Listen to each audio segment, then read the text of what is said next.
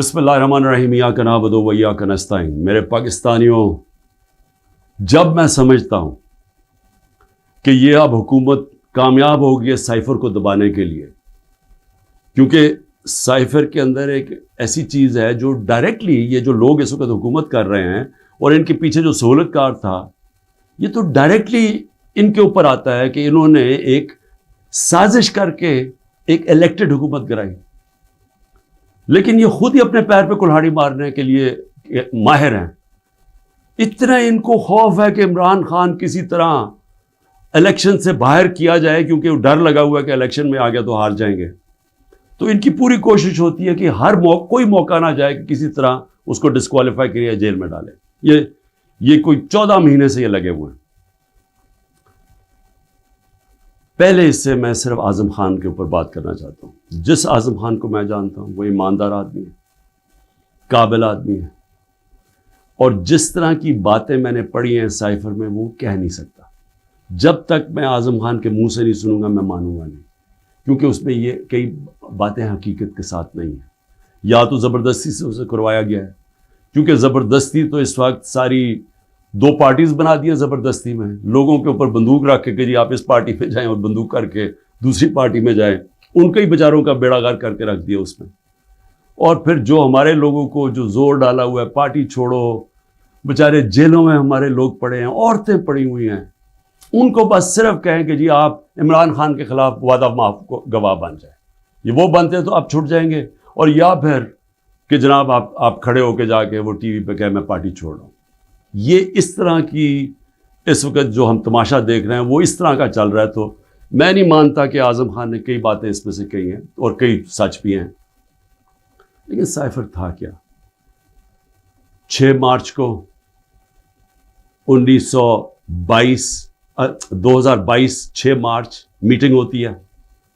پاکستان کا ایمبیسڈر اسد مجید اور امریکہ کا جو under secretary of state Donald Lu, Washington میں میٹنگ ہوتی ہے، آفیشیل میٹنگ ہوتی ہے۔ آفیشیل میٹنگ کا مطلب کہ دونوں طرف نوٹ لے رہے ہوتے ہیں اس میٹنگ کے۔ اس میٹنگ کے بعد ایک سائفر کا مطلب ہوتا ہے ایک خفیہ ایک کوڈ کے اندر میسج بھیجی جاتی ہے، جو کہ ساری دنیا میں آپ کے جو ہمارے جو ایمبیسڈرز ہوتے ہیں وہ ساری دنیا میں ہر ملک کے ایمبیسڈر اپنے فارن آفس کو خفیہ میسیجز بھیجتے ہیں، جس کو سائفر کہتے ہیں۔ وہ سائفر آتا ہے پاکستان، اور وہ میں جب پڑھتا ہوں تو اس میں کیا لکھا ہوتا ہے؟ سائفر میں 2 مین چیزیں ہیں، باقی تو اور بھی چھوٹی موٹی چیزیں ہیں۔ سب سے بڑی چیز لکھی ہوتی ہے کہ جی عمران خان کو آپ نے عدم اعتماد کی ووٹ میں پاکستان کے پرائم منسٹرشپ سے ہٹانا ہے۔ اور ایک اور چیز لکھی ہوتی ہے کہ عمران خان نے اکیلا فیصلہ کیا کہ روس جانے کا۔ آپ کو پتہ ہے روس، اور تب تک جنگ شروع ہو چکی تھی روس کی یوکرین میں، تو عمران نے اکیلے نے فیصلہ کیا، جبکہ اسد مجید ہمارے ایمبیسڈر کہہ رہے ہیں کہ نہیں، عمران خان نے اکیلا فیصلہ نہیں کیا، یہ سب سٹیک ہولڈرز نے مل کے فیصلہ کیا تھا۔ لیکن جس طرح وہ بات کرتا ہے، اسد مجید، سلام کرتا ہوں میں اپنے ایمبیسڈر کو، وہ کہتا ہے اس کے بعد جو مجھے میسج کہ ان کے خلاف آپ کو پروٹیسٹ کرنا چاہیے، ڈیمارش کرنا چاہیے کہ اس نے بڑی غلط زبان استعمال کی ہے۔ غیرت مند ڈپلومیٹ ہمارا، لیکن وہ غیرت یہاں نہیں جاگتی جب وہ یہاں پہنچتا ہے۔ سائفر جاتا ہے آرمی چیف کے پاس بھی، فورن آفس میں بھی، میرے پاس بھی آتا ہے۔ میں جب وہ دیکھتا ہوں میں حیران ہو جاتا ہوں کہ اس کی جرت کیسے پڑی ہے لکھنے کی، یہ کیسے کہہ سکتا ہے؟ اور پھر جب میں یہ دیکھتا ہوں کہ یہ کہہ رہا ہے ایک ایمبیسڈر کو کہ اپنے پرائم منسٹر کو آپ نے ہٹانا ہے، تو پھر میں دیکھتا ہوں کہ یہ میرے لیے تو نہیں ہے، ایمبیسڈر تو مجھے جواب دے ہے، تو مجھے کون ہٹا سکتا ہے؟ پاکستان میں مجھے کون ہٹا سکتا تھا؟ ایک ہی آدمی، جنرل باجوہ۔ سائفر تو جنرل باجوہ کے لیے ہے، اس نے بھیجا ہے۔ تو مجھے وہاں سے پہلے سے ہوتا ہے کہ اب تک ہمیں لوگ کہہ رہے ہیں، مجھے خبریں آتی رہتی تھیں کہ جناب فیصلہ ہو گیا آپ کی گورنمنٹ ہٹانے کو، مجھے رپورٹ آ رہی رہتی ہے, IB والے مجھے آ کے بتاتے تھے کہ جی دیکھیں شہباز شریف کی خفیہ میٹنگز ہو رہی ہیں, بیچ میں ان کے لوگ پڑے ہوئے ہیں, جنرل باجوہ کی کوئی فادر ان لا ان کے گھر میٹنگز ہو رہی ہیں, یہ ساری مجھے خبریں آ رہی تھیں. لنڈن کسی کو بھجوایا جا رہا ہے. تو میں مانتا نہیں تھا. میں جنرل باجوہ کو جب ملتا تو وہ کہتے تھے ہو ہی نہیں سکتا, ہم تو کنٹینیوٹی چاہتے ہیں. اور میں بھی اپنے آپ کو ہوتا ہوں کہ میں مان جاتا تھا. لیکن جب یہ سائفر آیا تو مجھے ہوا کہ یہ تو اس کے بغیر ہو ہی نہیں سکتا. پھر سے کہ کون پرائم منسٹر کو ہٹا سکتا ہے سوائے ایک آدمی کے جس کے پاس پاور ہے پاکستان میں, تو پاور ادھر ہی ہے, سپر کنگ ہے, سب پوچھنے والا کوئی نہیں ہے لیکن پاور ہی پاور ہے. اس کے بعد اگلے دن عدم اعتماد اسمبلی میں ٹیبل ہو جاتی ہے اور ایک دم ہمارے لوگ ہلنا شروع ہو جاتے ہیں. اور پھر ہمارے اتحادی وہ بھی ایک دم ہمارے سے خوش نہیں ہوتے. لیکن یہ یاد رکھیں کہ یہ ٹائم کون سا تھا؟ یہ وہ ٹائم تھا جب پاکستان کی اکانومی 17 سال میں سب سے بہتر امپروو کر رہی تھی. اکنامک سروے اٹھا کے دیکھ لیں آپ, سارے اکنامک انڈیکیٹرز دیکھ لیں, ہم بڑے مشکل وقت سے نکلے تھے. بینکرپٹ اکانومی ملی, 2 سال کرونا آ گیا, دنیا نے تعریف کی کہ پاکستان وہ ملک ہے جو ٹاپ 3 ملک ہے جنہوں نے سب سے بہتر کرونا, اتنی بڑی وبا, اتنے بڑے کرائسس سے ڈیل کیا. جبکہ ہندوستان میں تباہی آئی, ایران میں تباہی آئی, ساتھ والے ملک, پاکستان کی تعریف دنیا کرتی تھی. وہ ایک امریکہ کے اندر جو فائنینشیل ایڈوائزر تھا ٹرمپ کا, میرا وہ کہتا ہے کہ اگر پاکستان کا جس طرح کرونا پہ پاکستان نے ڈیل کیا, اگر امریکہ کرتا تو 10 کھرب ڈالر کا امریکہ کو بچتا تھا. تو ادھر سے نکلے, اکانومی گرو کر رہی ہے, انڈسٹری گرو کر رہی ہے, تو ایک دم یہ عدم اعتماد کدھر سے آ گئی. تو جس کو میسج دی تھی اس نے اپنا کام شروع کر دیا, ایجنسیز نے کام شروع کر دیا, ہمارے لوگوں کو میسیجز آنی شروع ہو گئی کہ جناب ISI کے لوگ ایکٹیو ہو گئے. مجھے جب آیا, میں جنرل باجوہ کے پاس گیا, میں نے کہا آپ کا لاہور والا جو آدمی ہے وہ ہمارے MNS کو کہہ رہا ہے کہ ہم نے ہاتھ اٹھا لیا ہے, اب آنے والی گورنمنٹ دوسری ہے, یہ شہباز شریف کی. میں جنرل باجوہ کو وہ اچھا اس نے کہا ہے, میں ابھی اسے فارغ کرتا ہوں. تو یہ ڈرامے ہمارے سے ہوتے رہے, پیچھے سے پورا پلان بنا ہوا تھا. اچھا میں نے پہلے تو میں یہ کہوں کہ مجھے اتنا شرم آئی, مجھے پاکستانی ہوتے ہوئے میں آپ کو سچ بتانا چاہتا ہوں, مجھے شرم آئی کہ اس کی جرت کیسے ہوئی کسی چھوٹے ایک آفیشل کی کہ جو ہمیں اتنی بڑی دھمکی دے دے اور ایمبیسڈر کے ذریعے میسج بھجوائے کہ پرائم منسٹر کو ہٹا دو. لیکن اس کی غلطی نہیں تھی, شرم یہاں نہیں آ رہی تھی. جن لوگوں کی ذمہ داری تھی کہ قوم کی حفاظت کرنا, جس آدمی کی کہ قومی وقار کو بچانا, قومی غیرت, وہ ساتھ ملا ہوا تھا. اس نے ان کے, یعنی یہ سارا پلان ادھر سے شروع ہوا تھا. اور میں صرف اپنی قوم سے یہ کہنا چاہتا ہوں کہ دیکھیں, یہ یاد رکھیں کہ اب ایک چیز سمجھیں, جب اگر میں جنرل باجوہ کی تنقید کر رہا ہوں, اور یہ میں سارا ثابت کر سکتا ہوں کیونکہ مجھے پتہ ہے ساری چیزیں میرے اندر, ایک ایک چیز مجھے یاد ہے ہوا کیا, اس سے پہلے بھی اس کے بعد بھی.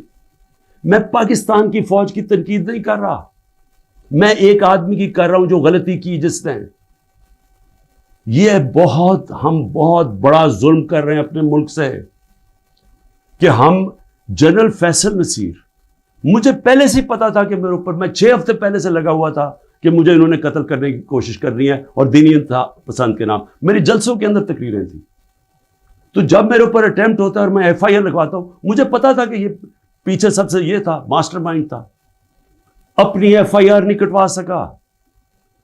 جب JIT کے اندر یہ ثابت ہو گیا کہ ایک نے 3 شوٹر تھے, تو جو سارا حکومت کا جو انہوں نے کوشش کر رہے تھے کہنے کی جی دینی انتہا پسند ہے, وہ جب سارا وہ ان کا نیریٹو ہی ختم ہو جاتا ہے, تو انہوں نے JIT کو سیبوٹاج کیا. اور پھر میرے اوپر غداری کا پرچہ کر دیا ہے کہ جنرل فیصل نصیر کو میں نے ڈرٹی ہیری کیوں کہا, سائیکوپیتھ کیوں کہا, میرے اوپر غداری کا پرچہ لگ جاتا. میں پھر سے کہتا ہوں کہ اگر ہم نے یہ کرنا ہے اپنے ملک کے ساتھ کہ کسی ادارے کو اگر میں کسی جج کی بات کروں گا تو میں ساری جوڈیشری کے خلاف ہو گیا، اس کا مطلب کیا؟ میں پولیس کے خلاف کروں گا تو ساری پولیس کو میں نے برا بھلا کہہ دیا. یہ تو ہم اپنے ملک کو تباہ کر رہے ہیں. یہ پلیز میری قوم آپ یہ سمجھ جائیں ایک بات، اگر معاشرے سے آپ تنقید ختم کرتے ہیں، آپ معاشرے کی قبر کھود دیتے ہیں. کیونکہ اصلاحات ہوتی کیسے ہے؟ انکوائری کیوں ہوتی ہے؟ حمود الرحمان انکوائری، جب ہمارا ملک ٹوٹا، ایسٹ پاکستان ٹوٹا، تو جب وہ انکوائری ہوئی، اگر اس کے اوپر عمل ہوتا کہ یہ ہم نے غلطیاں کی ہیں، اپنی اصلاحات کرتے، تو اس کے بعد پاکستان بڑی غلطیوں سے بچ جاتا. لیکن جرات ہی نہیں تھی فیس کرنے کی تنقید. ہم نے وہ اتنا بڑا ظلم کیا کہ 25 سال کے بعد وہ کدھر نکلی؟ حمود الرحمان ہندوستان کے اندر. اب جب یہ ہوا، میں کہتا گیا، میں نے ساروں کو کہا کہ اتنا بڑا ظلم ہو رہا ہے تو اس کے اوپر انکوائری ہو. میں نے چیف جسٹس صاحب کو میں نے وہ سائفر بھیجا کہ جی اس کے اوپر انکوائری کروائیں. نیشنل سیکیورٹی کاؤنسل کے سامنے رکھا. نیشنل سیکیورٹی کاؤنسل کے سامنے 30 مارچ کو میں نے رکھا کہ جی یہ ہے، سارے آرمی چیفز بیٹھے ہوئے تھے، سروس چیفز بیٹھے ہوئے تھے، سب کے سامنے رکھا کہ یہ اس نے لکھا ہے اور آپ کا ایمبیسڈر کہہ رہا ہے کہ ان کو پروٹیسٹ کرو کہ یہ کسی کی جرات نہیں ہونی چاہیے اس طرح کا، کسی بھی ایک ملک کو، آزاد ملک کو اس طرح کا زبان استعمال کرنی. انہوں نے کہا جی ہاں مداخلت تو ہوئی ہے، تنقید کی، امریکہ کو پروٹیسٹ بھی کیا نیشنل سیکیورٹی کاؤنسل نے 30 مارچ کو. میں نے پارلیمنٹ میں لے کے گیا کہ ان کیمرہ میٹنگ کروائی. میں نے کہا ان کے سامنے رکھو. اپوزیشن کو لیڈر ہی نہیں آیا اس میٹنگ پہ. شہباز شریف، آصف زرداری، انہوں نے بائیکاٹ کر دی. کیوں کی؟ کیونکہ ملے ہوئے تھے ساتھ، یہ اس کا حصہ تھے، یہ سازش کا حصہ تھے. کیونکہ کیا یہ پاکستان کے پرائم منسٹر کے خلاف ایک آدمی کہہ رہا ہے کہ اس کو ہٹاؤ، تو کیا یہ عمران خان چھوڑیں کسی بھی ملک کو اجازت دیتا ہے ایسے؟ کیا ایران کے اندر کسی کی جرت ہے کہ ان کے ایمبیسڈر کو کہہ کے جا کے اپنے پریزیڈنٹ کو ہٹا دے؟ یا ہندوستان میں کسی کی جرت ہے کہ کہے کہ یہ ایمبیسڈر کہہ کے جی نریندر مودی کو ہٹا دے؟ قومی غیرت ہوتی ہے، قومیں غیرت کے اوپر کھڑی ہوتی ہیں، قوم غیرت سٹینڈ لیتی ہیں، مشکل وقت گزارتی ہیں اور مضبوط ہو جاتی ہیں. دنیا ان کی عزت کرتا ہے، دنیا اس قوم کی عزت کرتا ہے جو اپنی عزت کرتی ہے. جب ایک عام آفیشل اس طرح کا سٹیٹمنٹ دے اور میں اس کے اوپر کچھ ہو ہی نہ، یعنی نیشنل سیکیورٹی کاؤنسل میں حیران ہو گیا کہ صرف جی ہم ڈیمارش کرتے ہیں. آپ انکوائری کرنی چاہیے تھی، پوچھنا چاہیے تھا، لکھنا چاہیے تھا کہ اس نے کیوں یہ کہا. اور انکوائری جب ہونی تھی تو ایک آدمی نے سامنے آ جانا تھا، جنرل باجوہ نے. مسلسل یہ جناب ان کی میٹنگز ہوتی تھیں، ان کی وہ چارج افیئر سے ملتے تھے.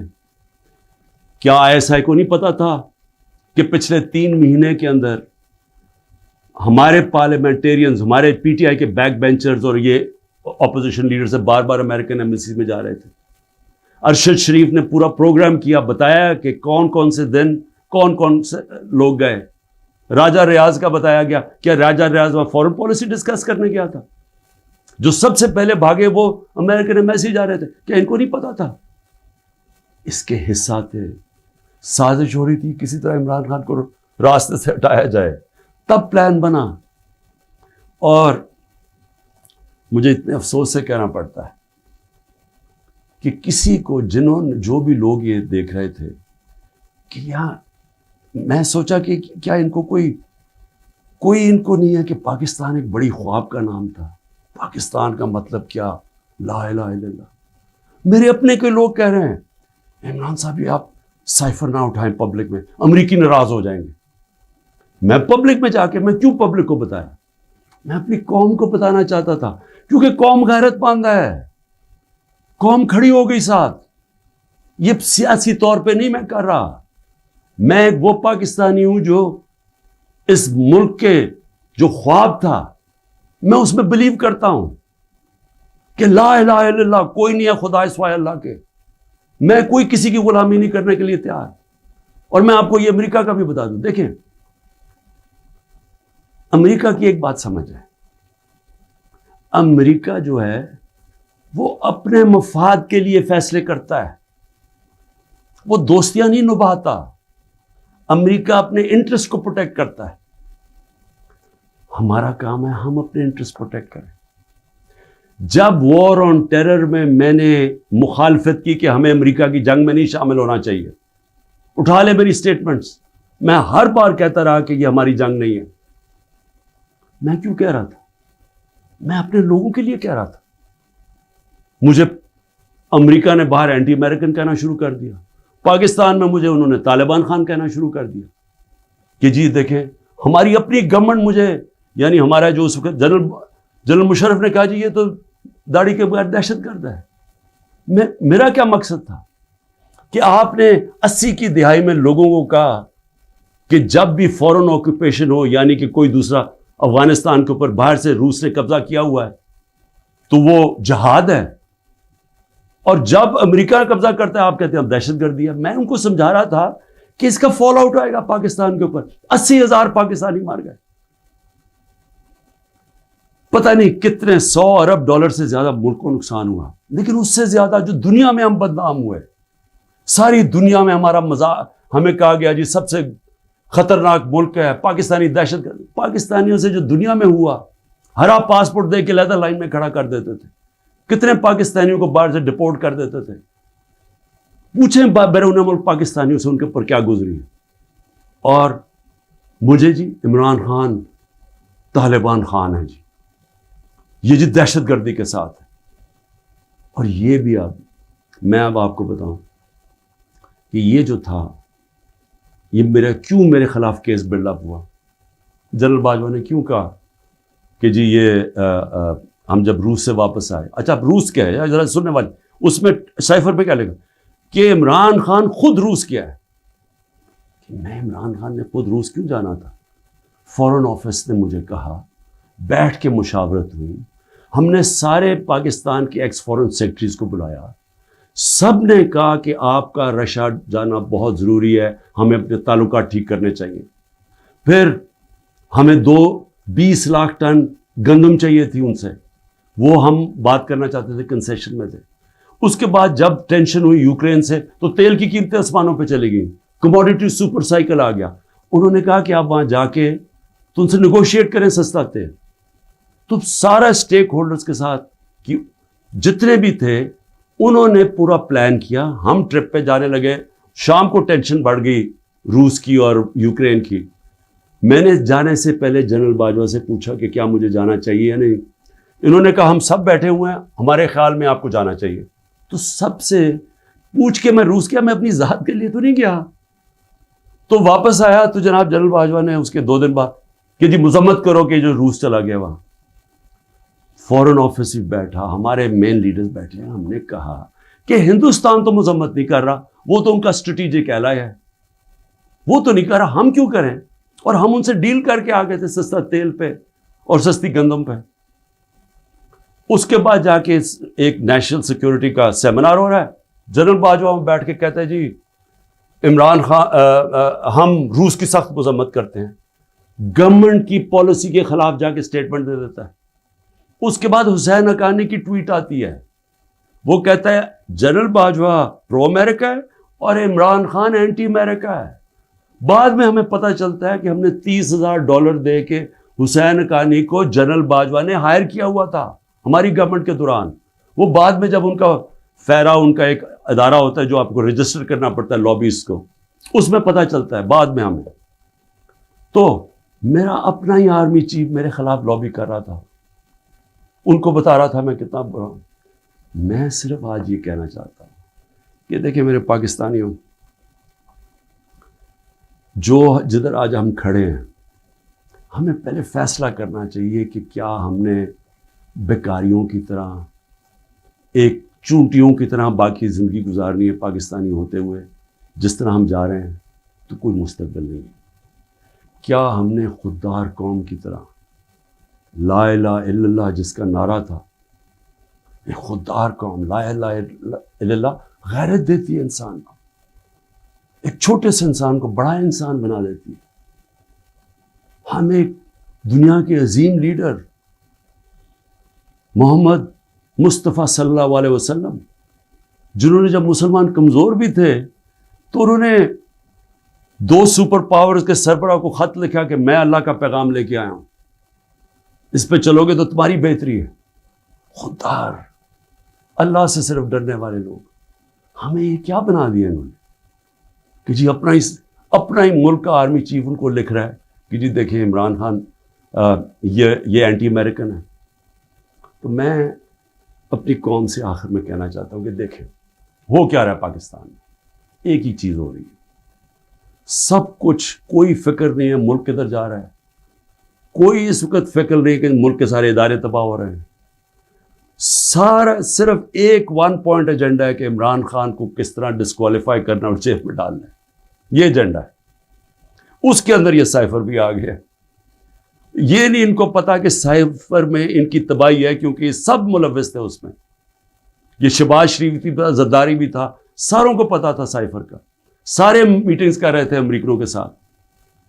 اور اس کے اندر جو جنرل باجوہ کا رول ہے وہ سب کے سامنے آئے گا کہ انہوں نے کیا رول تھا اس کا، اور کیسے ایک حکومت جو اتنے سالوں کے بعد صحیح پرفارم کر رہی تھی، جو اکانومی ہماری آگے جا رہی تھی، اس کو گرا کے ایک وہ چوروں کو اوپر لے کے آئے ہیں جو 30 سال ملک کو چوری کر رہے تھے، لوٹ رہے تھے، جو 30 سال ملک کو، جو خود جنرل باجوہ ہمیں بتاتے تھے، جو ملک کی اسٹیبلشمنٹ جن کی چوریوں کی بتاتی تھی، جو ایک دوسری کی چوریوں کا بتاتے تھے، جن کی انٹرنیشنل دنیا میں ان کی چوریوں کے اخباروں میں اور کتابوں میں جن کا نام آتا تھا، ان کو لا کے اوپر بٹھا دیا۔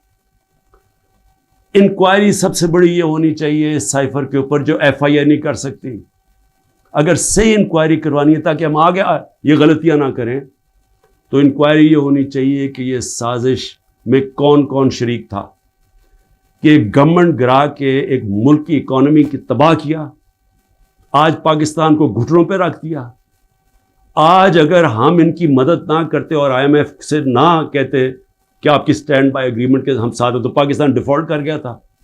ڈیفالٹ کرنے کا مطلب کہ آج لوگوں کا معاشی قتل ہو جانا تھا، جو ہو چکا ہے، اس سے دگنی مہنگائی ہو جانی تھی، بے روزگاری، یعنی سارا جو ہماری باہر سے فائنینسنگ ختم ہو جانی تھی، جو آگے آج ہی برے حالات ہیں، اس سے دگنے ہو جانے تھے۔ کون ذمہ دار ہے اس کا؟ انکوائری یہ ہونی چاہیے کہ کس نے کیا، کس پلیئر نے کیا کیا رول پلے کیا، یہ انکوائری ہونی چاہیے۔ اور اس کے اندر یہ ایف آئی اے جو کہ شہباز شریف نے اپنے اوپر نوکر بٹھا دیے ہیں، یہ انکوائری نہیں کر سکتے۔ اور میں جو آخر میں بتانا چاہتا ہوں کہ جو کوششیں ہو رہی ہیں، کوشش کیا ہو رہی ہے؟ ہر چیز کرتے ہیں وہ فیل ہو جاتی ہے، کیونکہ اللہ حق ہے۔ توشہ خانہ کے اندر کیا چیز ہے جی؟ عمران خان نے ان کو کہا کہ جو توشہ خانہ میں ابھی بھی لوگ بیٹھے ہوئے ہیں، جن کا کام ہے اسیس کرنا کہ ایک جب آپ کو تحفہ ملتا ہے اس کی کیا قیمت ہے، میں نے ان کو کہا کہ کم قیمت دکھاؤ، اور اب وعدہ معاف گواہ ڈھونڈ رہے ہیں کہ کوئی جا کے بتائے کہ عمران خان نے ہمیں کہا تھا قیمت کم دکھائیں۔